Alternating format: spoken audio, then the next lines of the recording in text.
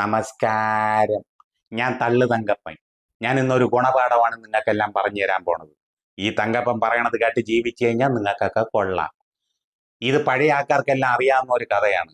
ഇപ്പൊ പറയണത് അറിഞ്ഞൂടാത്തവന്മാർക്ക് വേണ്ടിയാണ്. അപ്പൊ കാര്യം എന്തെന്ന് വെച്ച് കഴിഞ്ഞാൽ, നമ്മുടെ തിരുവനന്തപുരത്തുള്ള കരമന ആറ്റിന്റെ ഇറക്കത്തിൽ മുമ്പ് ഭയങ്കര കാടായിരുന്നു. കാടെന്ന് പറഞ്ഞു കഴിഞ്ഞാൽ പട്ടി, പൂച്ച, അണ്ണ, എൻ്റെ അമ്മച്ചി, ഒരു അണ്ണാനെന്നൊക്കെ പറഞ്ഞാൽ അതാ എത്ര ഉണ്ട്. അപ്പൊ അവിടെ ഉള്ള കിള്ളിപ്പാലത്തിന്റെ അടുത്താണ് നമ്മുടെ ഗോവിയണ്ണൻ താമസിച്ചിരുന്നത്. ഗോവിയണ്ണന് വിറവ് കെട്ടായിരുന്നു ജോലി. ഗോവിയണ്ണന്റെ ഭാര്യ രമചേച്ചിയും 2 പെമ്മക്കളും. ഈ അണ്ണ ഈ വിറക് വെട്ടിയാണ് ഈ 2 പെമ്മക്കളെയും അന്നത്തെ കാലത്ത് 7ാം ക്ലാസ് വരെ പഠിപ്പിച്ചത്. അങ്ങനെ ഇരുന്നപ്പോൾ ഒരു ദിവസം നമ്മുടെ രമചേച്ചി വന്ന് അണ്ണന്റെ അടുത്ത് പറഞ്ഞു, എന്നേ നിങ്ങൾ ഈ വിറക് വെട്ടി ഒരു ദിവസം ക്ഷയം പിടിച്ച് നിങ്ങളങ്ങ് ചാവും. എനിക്കാണെങ്കിൽ വേറെ കല്യാണം കഴിക്കാനും വയ്യ. പൊമ്പിള്ളേരാണെങ്കിൽ പ്രായമായിട്ട് വരുന്നു. ഞാൻ ഒരു കാര്യം പറയണത് കേക്കി, ഞാൻ വല്ല വീട്ടു ജോലിക്കും പോവാം. ഇപ്പോഴാണെങ്കിൽ നമ്മുടെ വീട്ടിൻ്റെ അടുത്ത് ഒരു സായിപ്പ് വന്നിട്ടുണ്ട്. അവിടെ വീട്ടു ജോലിക്ക് പോയാൽ നല്ല പൈസ കിട്ടും. ഇത് കേട്ടത് നമ്മുടെ ഗോപി അണ്ണന് കലിയിളക്കി. അണ്ണൻ ചാടി എണീറ്റിട്ട് പറഞ്ഞ്, നീ വീട്ടു ജോലിയുടെ കാര്യം മിണ്ടി പോകരുത്. നീ വീട്ടു ജോലിക്ക് പോകണമെങ്കിൽ പിന്നെ ഈ പടിയിൽ വന്ന് ചവിട്ടാൻ പാടില്ല. അണ്ണന്റെ ഈ കലി കണ്ടപ്പോഴും ചേച്ചി വാടി വീട്ടിനകത്ത് കയറി കളഞ്ഞു. അങ്ങനെ കാലം കുറേ പോയി. അങ്ങനെ നമ്മുടെ ഗോപി അണ്ണനും ചേച്ചിക്കും വയസ്സായി. മൂത്ത മോക്കാണെങ്കിൽ കല്യാണ പ്രായവുമായി. ഒരു കല്യാണാലോചന വരികയും ചെയ്ത് ഇവരങ്ങ് ഉറപ്പിക്കുകയും ചെയ്തു.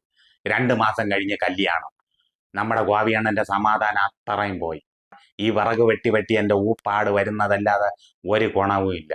ഇത് ആലോചിച്ചുകൊണ്ടിരുന്നപ്പോഴാണ് നമ്മുടെ ചേച്ചി വന്ന് വീണ്ടും ചൊറിഞ്ഞത്. അണ്ണാ, ഞാൻ പറയുന്നത് കേക്കി, ഞാൻ വല്ല വീട്ടു ജോലിക്കും പോവാ. ഇത് കേട്ടതും നമ്മുടെ അണ്ണൻ ഡൈവടിച്ച് ചാടി എണീറ്റ് ചപ്പാക്കുറ്റി നോക്കി ഒരൊറ്റ ആടി. നീ ഇനി വീട്ടു ജോലിയുടെ കാര്യം ഇവിടെ മിണ്ടി പോരുത്. എൻ്റെ അമ്മ എൻ്റെ അച്ഛൻ്റെ വാക്ക് കേൾക്കാതെ വീട്ടു ജോലിക്ക് പോയത് കൊണ്ടാണ് ഞാൻ ഉണ്ടായത്. മനസ്സിലായില്ലേ കാര്യം? അതുകൊണ്ട് വല്ല മൂലയ്ക്കും പോയിരി. ഇതും പറഞ്ഞുകൊണ്ട് അണ്ണൻ കോടാലി എടുത്തുകൊണ്ട് നേരെ കരമനാറ്റിൻ്റെ അടുത്തോട്ട് ഓടി.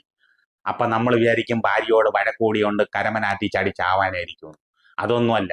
അവിടെ നിന്ന് ഒരു മരത്തിന്റെ മൂട്ടിൽ അണ്ണൻ വെട്ടോട് വെട്ട്, ഇരുട്ട് വെളുക്ക വെട്ടോട് വെട്ട് വെട്ടിക്കൊണ്ടിരുന്നപ്പോ അണ്ണന്റെ കയ്യിൽ നിന്ന് കോടാലി വഴുതി നേരെ ആറ്റിലോട്ട് പോയി വീണ്.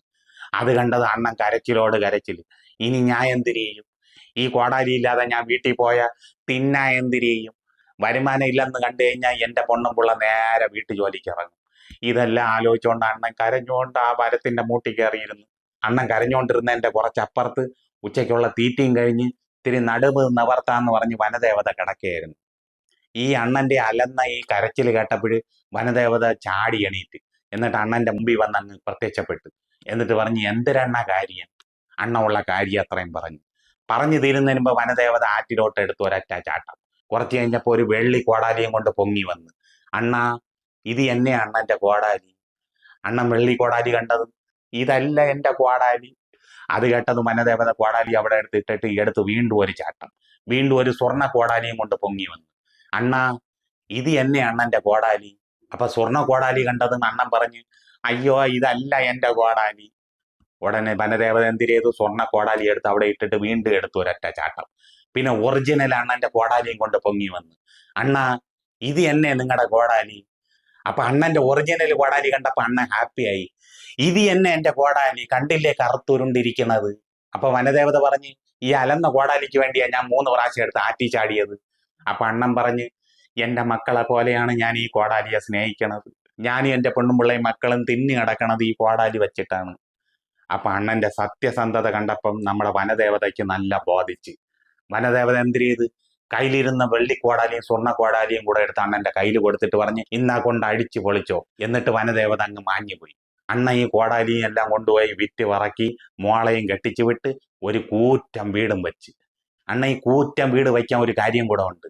എന്താണെന്ന് വെച്ച് കഴിഞ്ഞാൽ, ഈ പെണ്ണും പിള്ള ഇടയ്ക്കിടയ്ക്ക് വന്നിട്ട് ഞാൻ വീട്ടു ജോലിക്ക് പോട്ടാ എന്നല്ലേ ചോദിക്കണത്. ഈ കൂറ്റം വീട് തൂത്ത് പറക്കി അവളെ നടുവൊടിഞ്ഞ് അവിടെ കിടന്നോളും. അപ്പൊ പിന്നെ വേറെ ജോലിക്ക് പോകാനും അവൾക്ക് പറ്റൂല. എങ്ങനെ ഉണ്ട് അണ്ണന്റെ ഐഡിയ?